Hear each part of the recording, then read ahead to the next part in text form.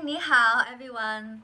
I'm Vivian. Now I'm back. From today, I'm going to share some very useful Chinese learning tips with you.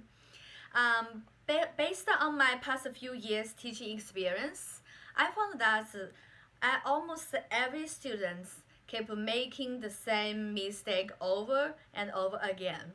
So as you know, the is a word that indicates possession. For example, 我的 means my or mine. But people confused or they forgot to say when they have to use the and when they don't have to use the. Let's look at this example. 我的手机，手机 means hand machine. So 我的手机 means my mobile phone. And 我手机 some people say that. So which one is right? So in this situation, you only can say 我的手机. So what situation you don't have to use the? Let's look at those examples. First one, First one, 我的爸爸. You can say 我爸爸, which is right. So first one is family members. You don't have to say the. Second one, 我的同学. 我同学, 同学 classmates. This is the second situation. You don't have to say the, which is right too. Let's look at the last one. 我的朋友. You also can say 我朋友. 朋友 means friends.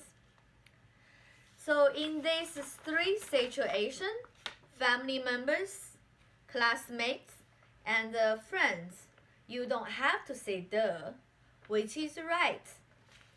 And let's look at other examples.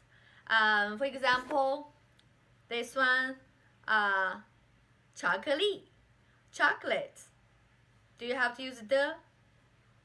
Right. You only can say 我的巧克力. Next one, 杯子. Do you have to say the? Of course, which is not belong to that three situation we just discussed. So in this one, you only can say 我的杯子. Let's say another example.